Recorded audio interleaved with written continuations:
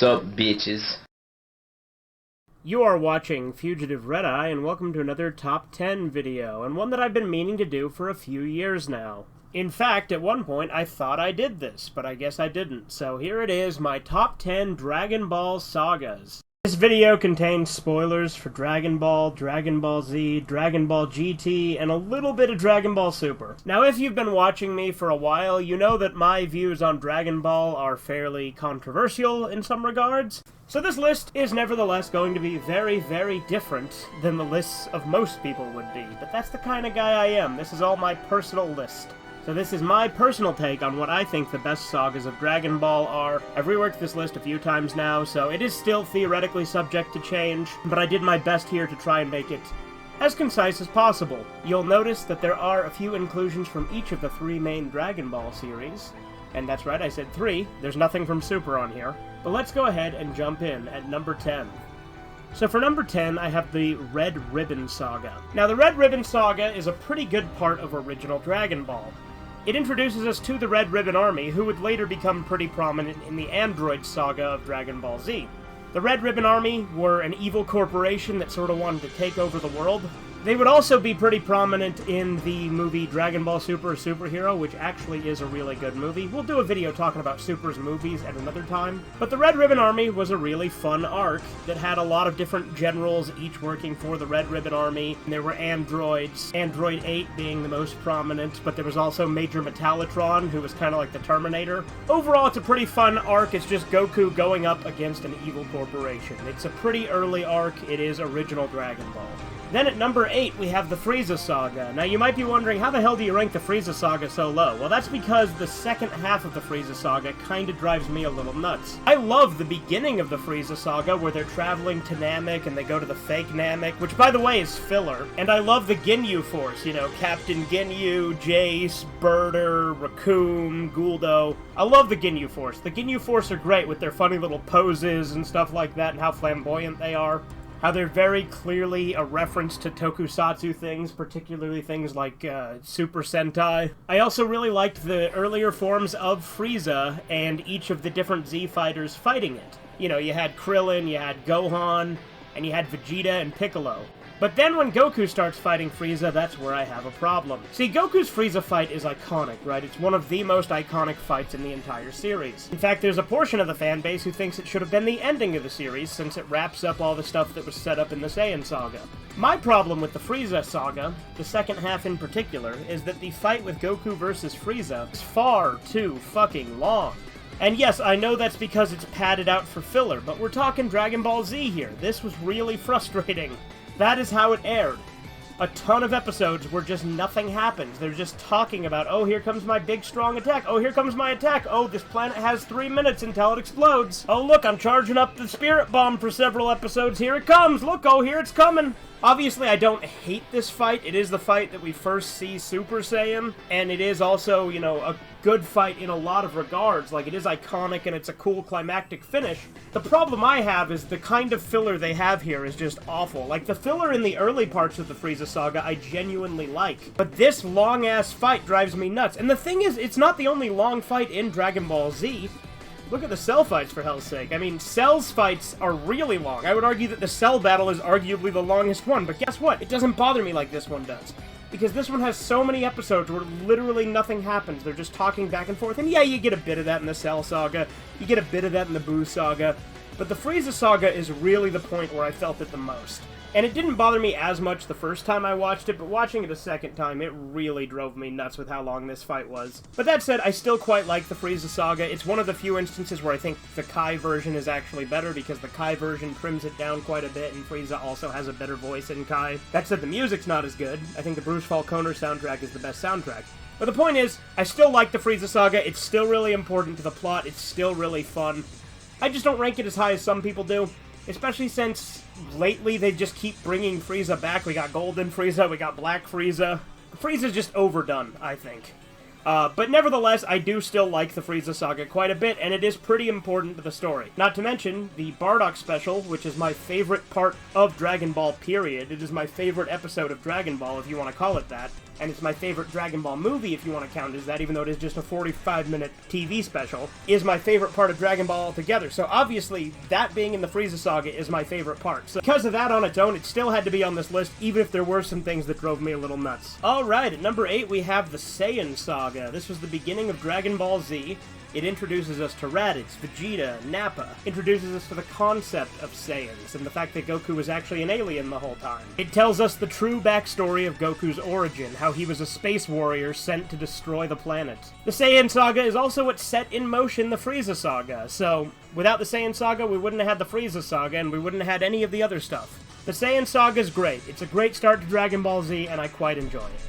There is some fun filler in the Saiyan Saga as well, with Goku on Snake Way, and going to Hell, which in the edited version was changed to the Home for Infinite Losers, also known as Hiffle. Overall, the Saiyan Saga is a fun start to the new entry of the series. Dragon Ball Z starting off fairly strong. At number 7, we have the first World Tournament Saga. I think it's called the 22nd World Tournament, but I'm not sure. It's the one that has Goku fight Jackie Chun, which is just Roshi in disguise. And it has Goku go Great Ape, but then Roshi destroys the moon.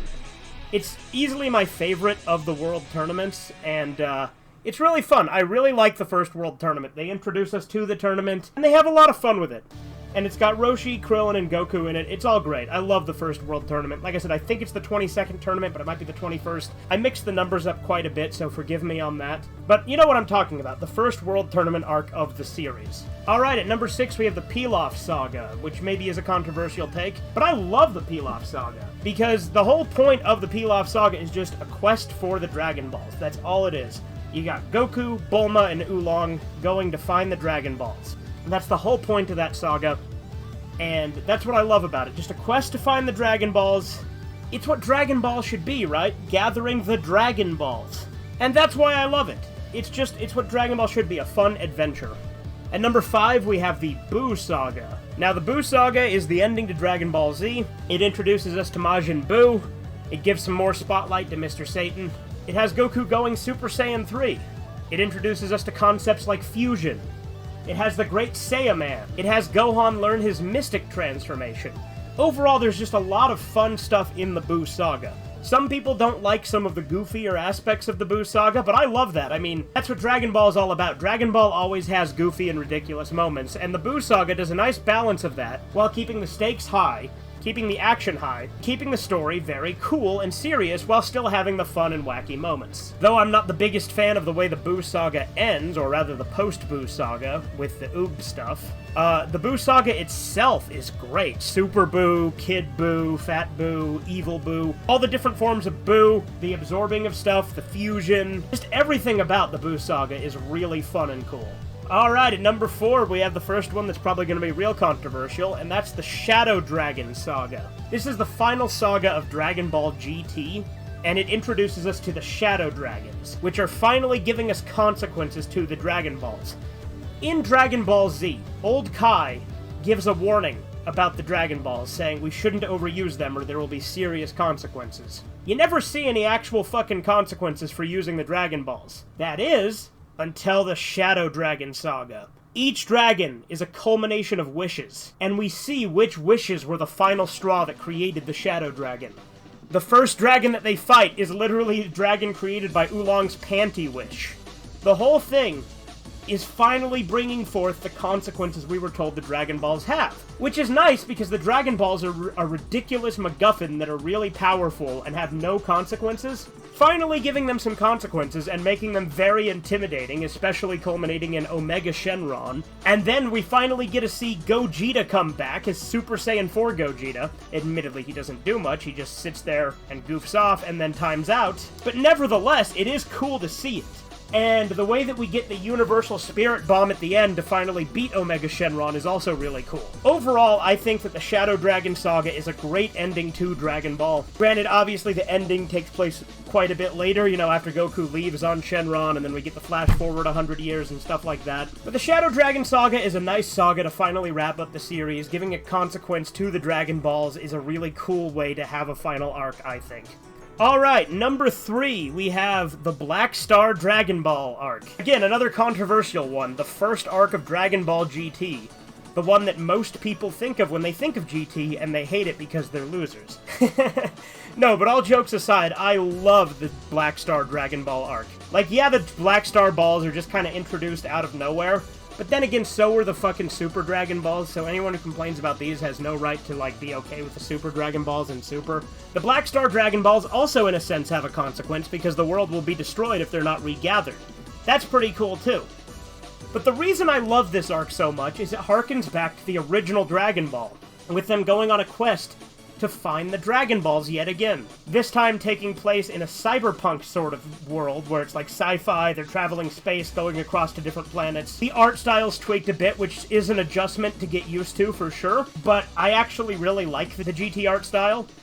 Like I said, it's a little bit of an adjustment at first, but once you get used to it, it's really good. I like the art style in GT. But yeah, it does a nice job of bringing back the feel of classic Dragon Ball, with some of the goofiness, bringing back the adventure, and finally having us go on another quest for the Dragon Balls. Alright, at number 2, we have the King Piccolo Saga. This is one of the later arcs of the original Dragon Ball, and was actually my introduction to the series. The King Piccolo Saga is fucking great. It has the first major deaths in Dragon Ball that actually are really sad, with Roshi and Krillin getting killed. Obviously it's Dragon Ball, so they get brought back, but nevertheless it's really sad at first. Not to mention the fact that King Piccolo is just such a good villain. And we get to see Yajirobe actually be useful as well. Like, granted, he was also useful in stopping Vegeta, which, you know, a lot of people tend to like to forget that Yajirobe literally saved everyone from Vegeta. But the King Piccolo Saga was a great late arc in Dragon Ball, and it introduced us to Piccolo. Like, yeah, it was King Piccolo, and then we got Piccolo Jr. later, which is also a good arc. But I think the original King Piccolo arc is still the best Piccolo arc we've had, as far as him as a villain. Obviously, Piccolo as one of the heroes is great in Dragon Ball Z as well. But King Piccolo, great arc, I fucking love it. It is super nostalgic for me, too. I remember the first time I saw Krillin's death in the King Piccolo arc, I cried like a bitch because I was a kid. It's really good. The King Piccolo arc is fucking great. Alright, before we get to number 1, here's a few honorable mentions. First off, first honorable mention we have is the Future Trunks arc of Dragon Ball Super. The arc itself is really cool. It's one of the few arcs I genuinely really like in Super. The problem I have with it is the ending. The ending is fucking stupid. The fact that Zeno just comes in and one-shots the enemy, fucking lame. I hate it. And despite the fact that the arc itself was cool, it wasn't better than any of the arcs on this list. Like I said, it's the best part of Super, but it also has a fucking stupid ending to the arc. The next honorable mention we have is the Otherworld Tournament. Introduced us to Piccon, had a really cool tournament in Otherworld, which you know is the Dragon Ball Afterlife, and you got to see the other Kais and having their warriors fight in the battle. Really cool filler. It's one of the best filler arcs in Dragon Ball. But nevertheless, it doesn't quite make the cut with some of the stuff we have on this list. The next honorable mention we have is the Baby Saga. The Baby Saga is great. We got Possessed Vegeta, and we got the Tuffles coming back for revenge. I like the Baby Saga a lot, and it just barely missed out on this list. And the final honorable mention we'll give is the Super 17 Saga. Again, another GT arc that just barely missed the list. We see Android 17 come back and be menacing again, this time as Super 17. And we get some pretty good moments with 17 and 18. But overall, it's a good arc. Now, we are finally on to number 1. And this one is actually going to be the one that most people are going to agree with me on. And that is the Android Saga. Now, I'm including Cell as part of the Android Saga. I'm thinking of the Android Saga all as one solid arc, starting with the arrival of Trunks and ending with the defeat of Cell at the Cell games. The Android Saga is a fucking masterpiece, and most people agree. I remember, after I'd got a little burnt out from the Frieza fight, and then finally watched the Garlic Jr. Saga, which bored me to tears, got to the Android Saga, and that was when I finally started to get back into the show. Like, we had Android 19 and 20, and it's like, okay, cool, they're fine. But then we had the introduction of Android 17 and 18. And with the cool, creepy, atmospheric music that we had from Bruce Falconer, and just how menacing and malicious and dark this arc is. The androids were a threat, they were intimidating, they were scary, they were cool. We had Android 17, 18, 16, Cell. All these fucking androids were so cool. The Red Ribbon Army were coming back with a fucking vengeance. Not to mention, during this arc, we got the other special, being the History of Trunks, which has easily the saddest death in all of Dragon Ball. I like that Trunks came from a doomed timeline that there is no way to save. Trunks' timeline is just fucked, and the way they make time travel work in this, it has to stay fucked. All he can do is make a new timeline where it's less fucked. All of the coolest moments are in this arc, right? We have the Cell games, we have Mr. Satan's introduction, Gohan going Super Saiyan 2, Teen Gohan fighting Cell is one of the coolest fucking fights. It's the coolest fucking fight in Dragon Ball. And again, that's not to undersell the other androids, because 17, 18, and 16 are all great characters too. They're all really cool and menacing. Like I said, 19 and 20 were pretty cool too, but 17 and 18 were on a whole other level, and it's really when they showed up that this arc really started to take shape. But yeah, I don't think this is a hot take at all. I think everybody agrees with me that the Android Saga is easily the best arc of Dragon Ball. And I hope you guys have enjoyed this video. Have a good one. Toodles!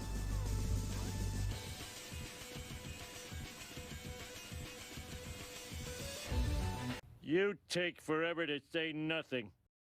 I'm a Michael Jordan. I'm gonna fucking die here, Jack! Subscribe to Fugitive Red Eye.